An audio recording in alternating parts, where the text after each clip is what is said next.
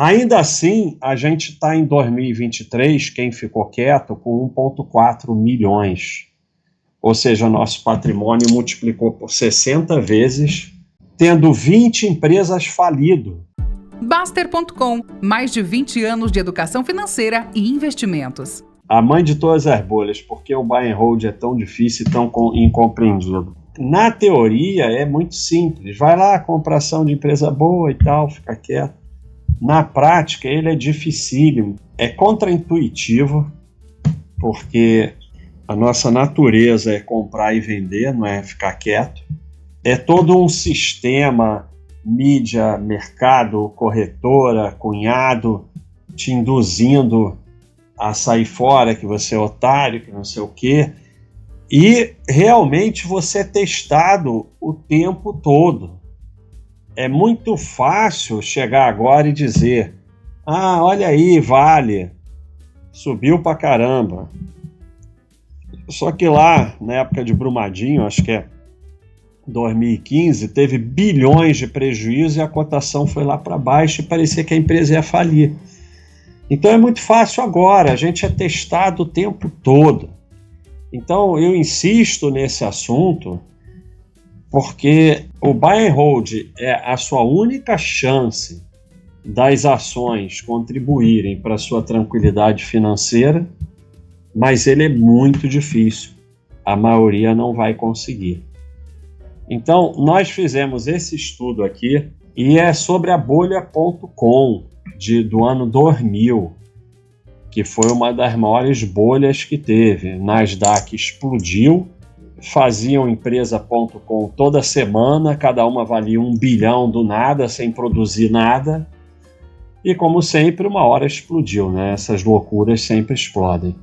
Para exemplificar, nós pegamos 5 ações: Apple, Microsoft, Adobe, Cisco, Oracle.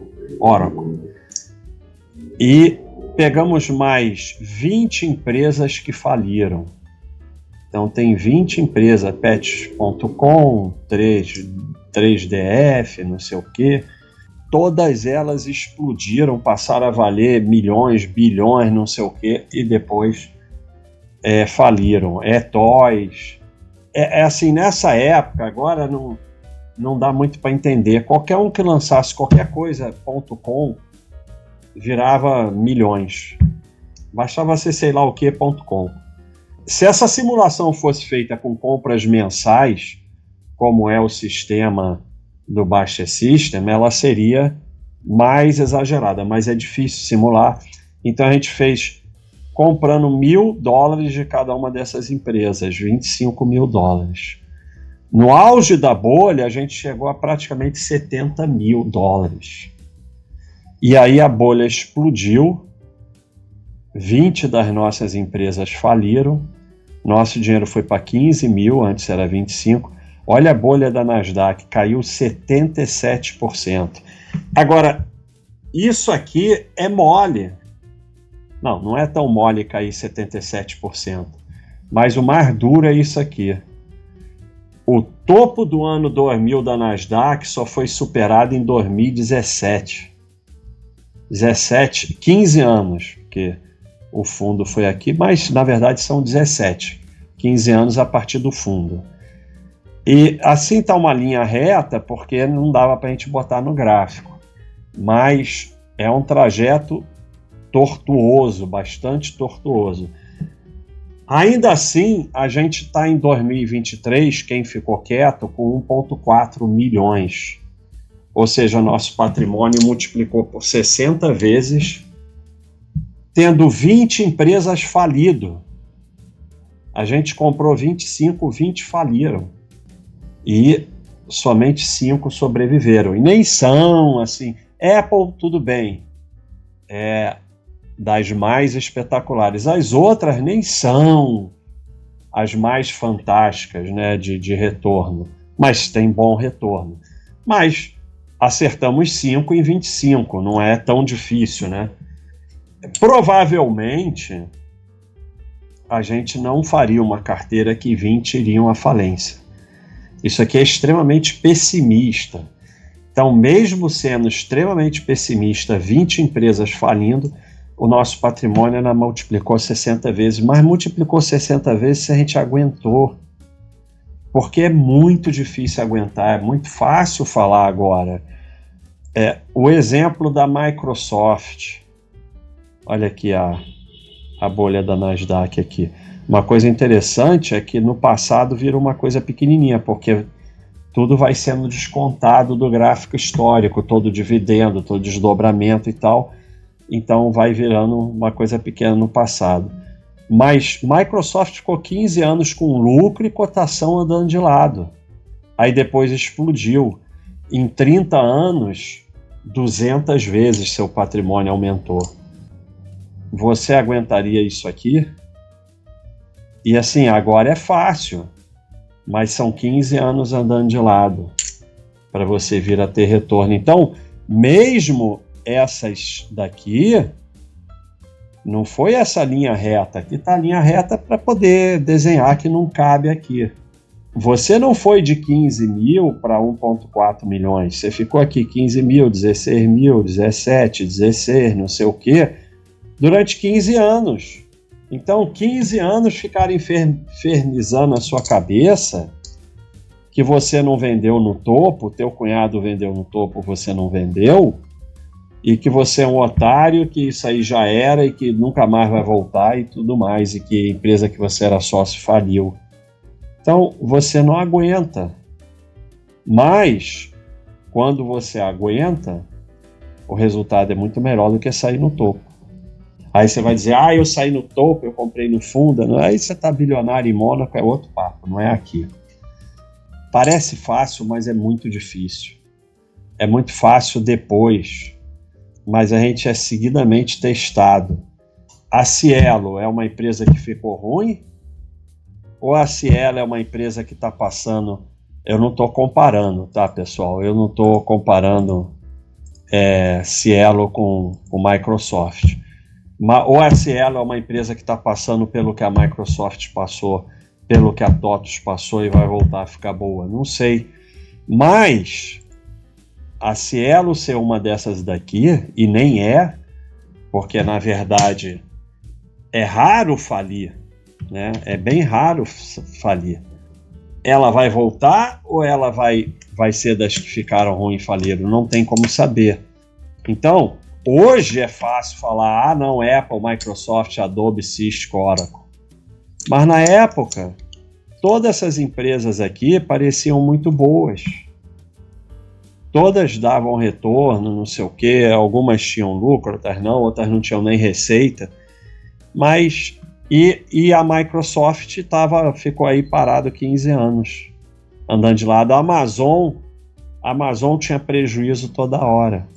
E a Amazon é uma das que deu mais retorno. Eu sempre costumo falar isso. O preço de ter uma VEG, de ter uma droga raia, é ter Cielo. E é para usar isso como exemplo, não é para usar isso como, eu tenho que ter Cielo, senão eu não posso ter droga. Não, isso é um exemplo. Por quê? Porque hoje a gente sabe que essas faliram e essas daqui explodiram, mas em 98 a gente não sabia. E a Microsoft ficou 15 anos de lado. Então, e aqui é um exemplo exagerado, ninguém vai ter 20 que faliram, mas a gente está exagerando para mostrar que mesmo assim o buy and hold tem um retorno fantástico. Mas se você saiu dessas, você saiu da Microsoft também. E as outras tiveram períodos difíceis também, aí você acaba que sai de tudo, só fica girando.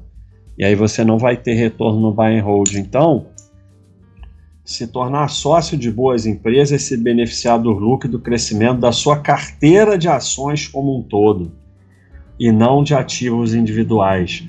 Enquanto o seu pensamento for ativo individual, você não vai chegar lá, porque a carteira teve um retorno enorme, algumas ficaram pelo caminho, e aqui está exagerado. O que normalmente seria? Seriam tipo 5 boas, são 25, né? Umas 15, 16 mais ou menos, e umas 3, sei lá, que faliram. Seria o usual. Mas aí você tem que olhar como um todo, porque você, para ter as que explodiram, você tem que ter todas. Se você tirar essas 20 aqui e tirar a Apple, o teu resultado vai para metade. A Apple estava falindo e o Bill Gates investiu na Apple para salvar a Apple. Aqui tem prejuízo, ó. Prejuízo de 1 bilhão aqui em 97.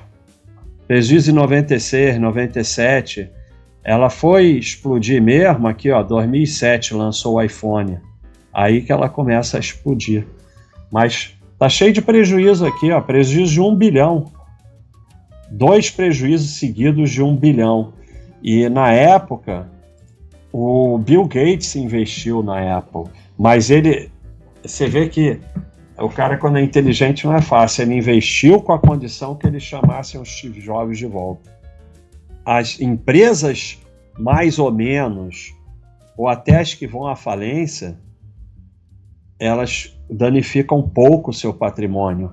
Sair de uma Apple, sair de uma Microsoft, de uma dessas daqui, Adobe, Cisco, Oracle, danifica muito mais o seu patrimônio.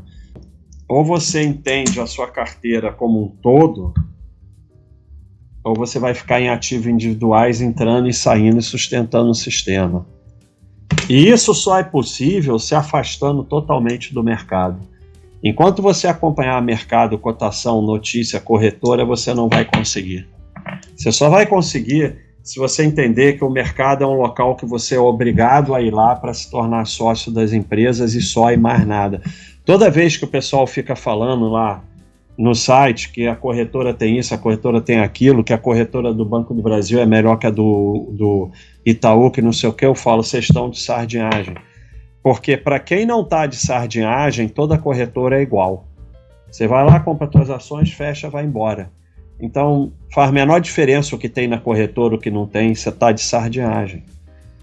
É carteira de ações e não ativos individuais. É o resultado da sua carteira, aquele monte de coisa misturada. Das suas empresas que você é sócio, umas irão falir, umas ficarão ruins, muitas ficarão mais ou menos, a maioria vai ser mais ou menos, algumas serão boas e umas poucas serão tembagas, irão determinar o crescimento do seu patrimônio. Tembaga é um conceito feito pelo Peter Lynch, esse aí, que ele falava que eram empresas que multiplicam por 10. Algumas poucas, 5, 10% das empresas vão determinar o crescimento do seu patrimônio. Mas você só vai ter elas se você tiver todas, porque você não vai conseguir adivinhar. Se você ficar saindo, você vai sair delas. Se você sair de uma dessas, teu patrimônio vai pela metade e você poderia ter 3 milhões, vai ter 1,5 milhão. E não fica nem sabendo. É um prejuízo enorme e você não fica nem sabendo, porque você não é um prejuízo que você vai pagar. E você não vai ter a capacidade de ficar só com as boas, nem Warren Buffett teve. Apple, Coca-Cola e Bank of America representam mais da metade da carteira de investimentos de ações da Berkshire. Aqui a Apple 41%, Bank of America 12%, Coca-Cola 8% e tal. Então mais da metade. Era melhor para o Warren Buffett só ter essas, mas nem o Warren Buffett, que é talvez o maior investidor em ações, consegue ficar só com as boas. Na carteira dele tem empresas muito boas, mais ou menos, e até pode ter algumas ruins também. E como é que você consegue chegar nessas Timberger? Com diversificação. Ele que falam que não diversifica, ele tem aproximadamente 50 empresas de capital aberto que ele é sócio, umas 70 que ele detém o controle, ele foi comprando até deter o controle, e ainda tem um negócio com seguradoras, que é o melhor negócio dele. Para ele ter essa Apple, essa Coca-Cola, essa Bank of America, ele tem tudo isso. E Charles Munger mesmo já falou que a nossa fortuna foi causada por 10% do nosso portfólio. Então, por que eles têm o outro 90%? Não era melhor ter tudo nos 10%? Porque ninguém acerta, nem eles.